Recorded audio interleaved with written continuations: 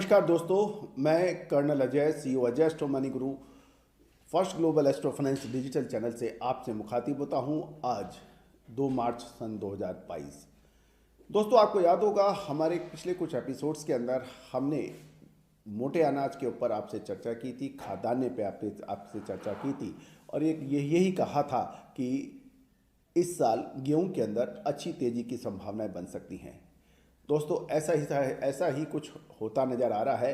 रूस यूक्रेन जंग से भारतीय गेहूं की डिमांड पूरे ग्लोब यानी विश्व के अंदर बढ़ती नज़र आ रही है।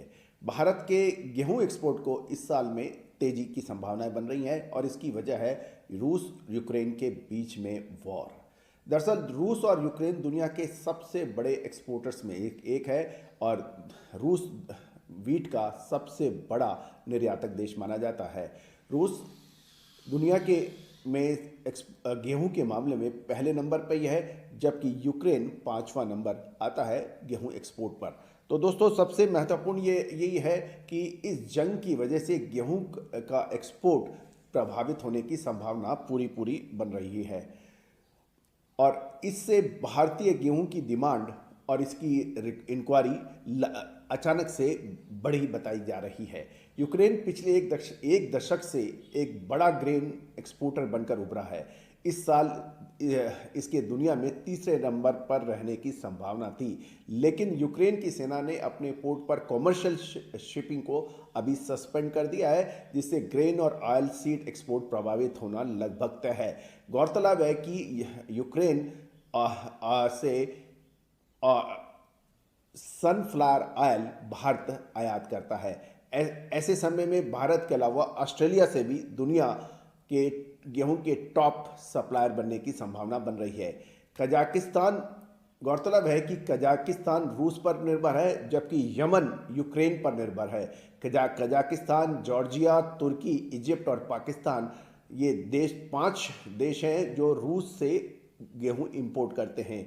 वहीं यमन, लीबिया और लेबनान जैसे देश जो पहले से ही युद्ध के माहौल से गुजर रहे हैं, वो भी अपने गेहूं के लिए यूक्रेन पर निर्भर है। यमन अपनी खपत का लगभग 22% यूक्रेन से इंपोर्ट करता है, जबकि लीबिया लगभग 43%,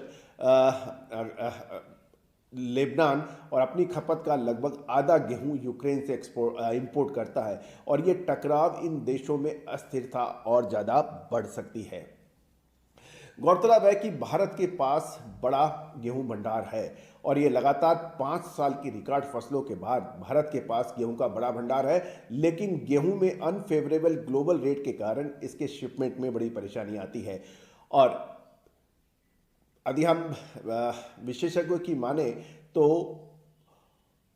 ब्लैक सी बेल्ट दुनिया का सबसे बड़ा गेहूं सप्लायर है, लेकिन मौजूदा अनिश्चितताओं को देखते हुए यह डिमांड भारत में भी शिफ्ट होने की संभावनाएं जताई जा रही हैं। इसके अलावा वर्ल्ड मार्केट में गेहूं की अवेलेबिलिटी भी अप्रैल मई तक सीमित रहती है और भारत आसानी से इस मौके का फायदा उठा सकता है। गौरतलब है कि सूचनाएं मिल रही हैं, पहली बार भारत के गेहूं के लिए बड़ी ट्रेड इंक्वायरीज मिल रही हैं। भारत ने साल 2021 में 61.2 लाख टन गेहूं का एक्सपोर्ट किया था और अब सन 2022 के फर्स्ट हाफ में ही 40 लाख टन गेहूं बेचने की संभावना है। एक ग्लोबल ट्रेडिंग फर्म के माध्यम से एक सूचना मिल रही है कि कई सालों में पहली बार भारत में गेहूं की इतनी बड़ी इंक्वायरियां आई हैं। इंडियन सप्लायर $305 से $310 प्रति टन गेहूं का एक्सपोर्ट कर रहे थे और लेकिन इस बार ये $330 के प्रति टन का भाव मिल सकता है, जो लगभग 8 से 9% अधिक है। Bangladesh, Philippines, south Korea, Sri Lanka और यूएई भारतीय गेहूं के प्रमुख खरीदार बन सकते हैं, लेकिन लेबनान जैसे नई खरीदार भी भारत की ओर रुख कर सकते हैं।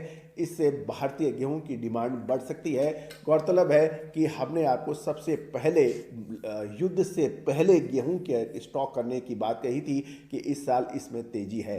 दोस्तों, गेहूं के ऊपर, खाद्यान्न के ऊपर, मोटे अनाज के ऊपर, मक्का, बाजरा, गेहूं, ऑयल सीड, सोयाबीन, सरसों एवं पल्सेस की एडवांस रिपोर्ट के लिए आप हमसे संपर्क कर सकते हैं।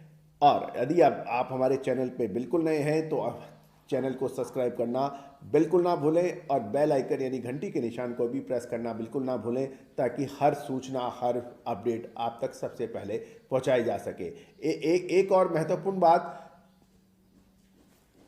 आप हमारा एक विशेष शो बाजार के सितारे लाइव शो बिल्कुल देखना ना भूलें। मंडे टू फ्राइडे 10:15 से 10:45 का एक विशेष शो, शेयर बाजार, कमोडिटी बाजार, एग्रो जीन्स के ऊपर विशेष शो आप बिल्कुल देखना ना भूलें। All the very best, good luck, happy